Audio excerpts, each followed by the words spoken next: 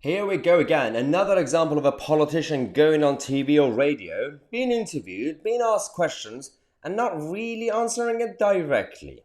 This is Keir Starmer going on LBC with Nick Ferrari. A Labour member and a Labour voter calls in the show to ask whether Eddie Izzard is going to be added to the all-women shortlist. And is Eddie Izzard going to be the first female Labour leader? Well, Keir Starmer didn't actually answer it, did he? I'm concerned really about the party's stance on women's sex-based rights. There's some confusion over whether the party would or can use all women shortlists to select candidates. But I think the important question for me and a lot of the women that I know and women within Women's Rights Network want to know is, do you support all women shortlists? And if so, would someone like Eddie Izzard have a place on those shortlists? Oh, it's going to be great. Is he going to answer? Nope.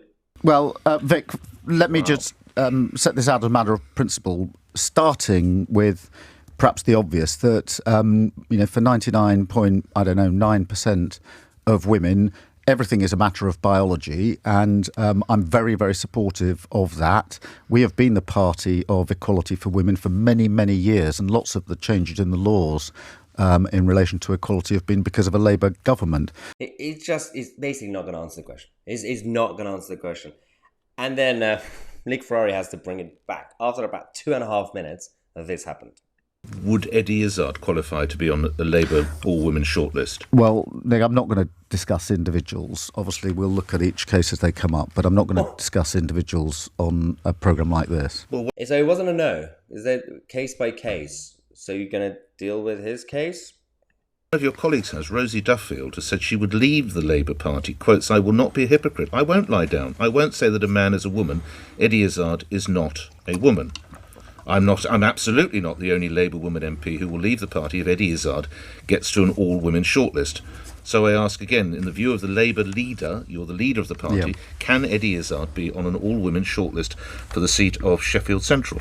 The funny thing is, it's not really about the culture battles or all that. It's just hilarious that this is the party, a government in waiting.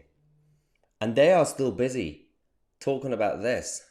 It's bad. It's very bad for democracy in the country.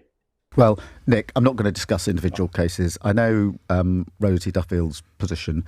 My position is, as I've set out, as I say, for 99.9% of women, it's a matter of biology. I completely support that. You didn't. He said, I've clarified my position. You didn't clarify any position, Keir. You didn't say anything. There is a small percentage... So Eddie Izzard could qualify in your struggle with their gender, indeed, of course. And I'm not going to simply put that on one side. They are no, indeed, and ignore that. But Eddie Izzard, I don't even know. On the one hand, we're busy scrutinising the Tory government policies, and then we're trying to find out what the Labour Party stands for. Clearly, this stands for this. And in terms of priority, agreeing or disagreeing with the concept, that's a whole different debate. My problem is that they are too busy talking about it rather than focusing on the real problems in the country. For the majority of the majority of the majority, not the minority. This is the problem with the Labour Party. We're going to come back in half an hour. Subscribe to the channel. I'm Tousi and we are the media.